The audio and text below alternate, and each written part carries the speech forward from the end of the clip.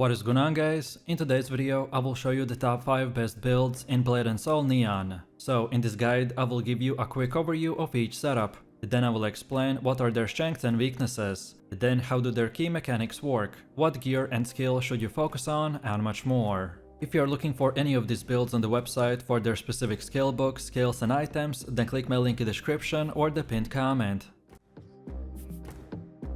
The Blade Master Fire build will focus on delivering high burst damage through powerful fire infusion skills. This build excels in both single target and AoV DPS, which makes it versatile for both PvE and PvP. It revolves around utilizing the fire-based abilities that offer significant damage output and can be chained together for devastating combos. One of our key skills is the Flame Slash. This engulfs the blade into the flames for heavy hitting strikes, which is crucial for single target burst damage. Then second we got Inferno. This calls down fiery meteors, dealing massive AoV damage to the enemies within the impact zone. And finally we also have the Blazing Sword and the Phoenix Wing. These abilities will enhance the mobility and offensive power, allowing for quick repositioning and rapid assaults. And here in this website we have the best leveling build to set up your Blade Master Fire build for the endgame. As far as our playstyle and strategy goes, this build emphasizes on aggressive combat. It relies on chaining abilities to maximize damage, often starting with a crowd control skill like the Shoulder Charge to daze enemies, followed by the Flame Slash for high burst damage. Inferno is best to use when multiple enemies are grouped up to capitalize on its AoV potential.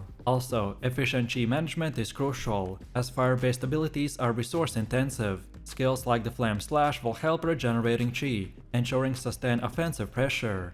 Additionally, mastering the stance switch between the basic stance for defense and the jaw stance for increased attack power is essential for maximizing damage output while maintaining survivability. To optimize performance, we want to focus on critical hit rate for enhanced burst damage, then attack power to amplify overall damage, and defensive penetration for dealing more damage per hit. So overall the Fire Blade Master is ideal for players who enjoy aggressive playstyle with high burst potential. Mastering skill combos, stance switching and the chi management is the key to unlocking its full potential, which makes this build a great choice for both PvE and PvP. The Shadow Tiger Assassin build is designed for players seeking a straightforward, efficient playstyle with a balance of damage output and survivability. This build emphasizes the use of shadow-based skills by leveraging stealth mechanics and poison effects to deal consistent damage over time. It's particularly beginner-friendly due to its simple combos and reliable performance in PvE. Our key skill is the Shadow Slash. This delivers rapid shadow-infused attacks for sustained damage.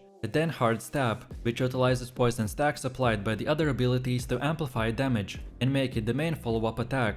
Next we got the Mist Slash. This applies poison to the enemies by setting up enhanced damage for follow-up skills. And finally we are using the Shadow Drain. This maintains stealth while regenerating chi, allowing for continuous offensive pressure. As far as our playstyle and strategy goes, the Shadow Tiger build revolves around maintaining the stealth and maximizing poison amplification. The typical rotation begins with the Mist Slash to poison enemies, followed by the Hard Stab to capitalize on the poison attacks. Then the Shadow Slash is used for consistent damage, while the Shadow Drain keeps the player in stealth, ensuring safety and sustained attacks. Maintaining the stealth is crucial for this build, as it enhances survivability and allows for strategic positioning. Abilities like the Shadowless Step will help extend the stealth duration, enabling prolonged engagements without exposing the player to direct attacks. To optimize performance, we want to focus on critical hit rate for increased damage output, then attack power to boost overall damage, and lastly piercing to bypass the enemy defenses. So overall this assassin build is perfect for players who enjoy stealthy combat.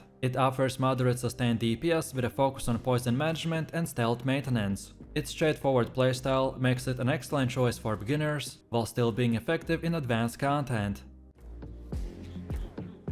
The Wind Kung Fu Master build will focus on maintaining high mobility and sustained damage over time by using swift and wind-infused attacks. It emphasizes on rapid combos and fluid transitions between skills, making it perfect for players who enjoy fast-paced dynamic playstyle. This build excels in PvE scenarios due to his consistent damage output and amazing crowd control abilities. Our key skills are the Cyclone Kick, which is a high-speed kick dealing sustained damage and ideal for chaining with other skills. Next we have the Swift Strike, which is a quick attack that builds focus and is essential for maintaining a steady flow of combos. Next we got the Whirling Scourge. This creates a vortex that damages enemies within the range, and is useful for AoV fights. And lastly, we got the Gale Fist, which is a powerful finishing move that enhances the damage when used at the end of a combo chain.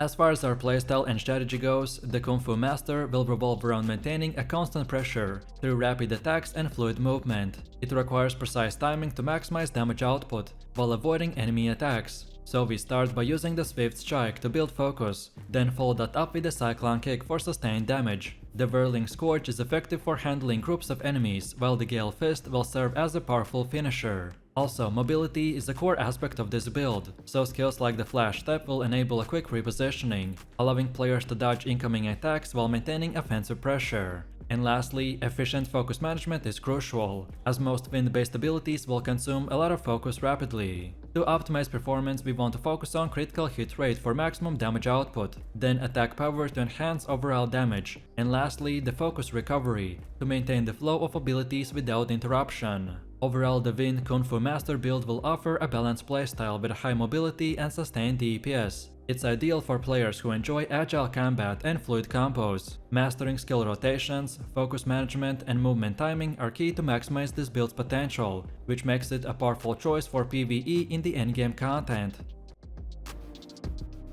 The Fire Force Master build focuses on delivering high burst damage through powerful fire-based attacks. This specialization excels in both single-target and AoV fights, making it a top-tier choice for PvE content in dungeons and raids. It emphasizes long-range combat with explosive spells that incinerate enemies, rewarding players who prioritize positioning and timing. Our key skills are the Blazing Beam, which is a concentrated beam of fire that deals massive single-target damage that is perfect for boss fights. Next, we got the Inferno. This unleashes a fiery explosion that damages all enemies within the range, and it is ideal for AoE clearing. Next, we got the Dragon Blaze, which is a high-impact fireball with significant burst damage and useful for initiating combos. And lastly, we are using the Dual Dragons. This will summon twin dragons that deal continuous damage over time and enhance our sustained DPS. The Force Master build is all about dealing high burst damage while maintaining distance from the enemies. It relies on setting up a powerful combo by chaining skills efficiently.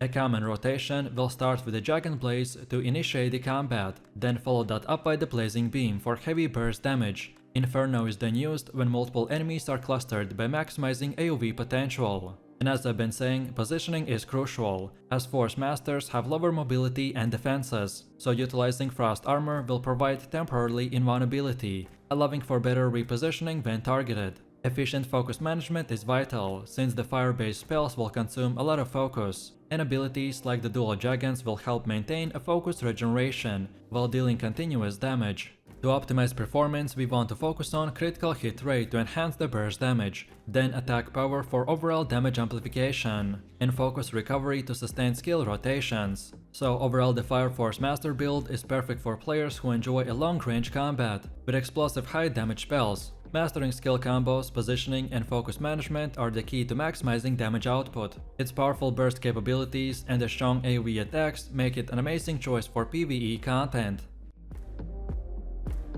This Earth Summoner build focuses on consistent damage over time by utilizing Earth-based abilities and strong crowd control. This specialization excels in PvE, making it an excellent choice for dungeons and raids. It emphasizes sustained damage and survivability, allowing players to maintain pressure on the enemies while strategically controlling the battlefield. One of our key skills is the Brain Path. This creates a field that slows the enemies down and damages them over time by providing excellent area control. Next, we got the Sunflower. This is a powerful ranged attack that deals consistent damage by serving as the primary damage dealing skill. Next, we got the Flying Needle. This deals AoE damage while replenishing focus and maintaining the flow of attacks. And lastly, we got Divine Whip, which is a fast spammable attack used to generate focus and trigger additional effects. As far as our playstyle and strategy goes, the Earth Summoner build will revolve around maintaining a constant pressure through damage over time effects and strategic use of the Familiar. We usually want to begin by summoning the Cat Familiar, which acts as a tank and distracts enemies, then use the Bramble Path to control the enemy movement,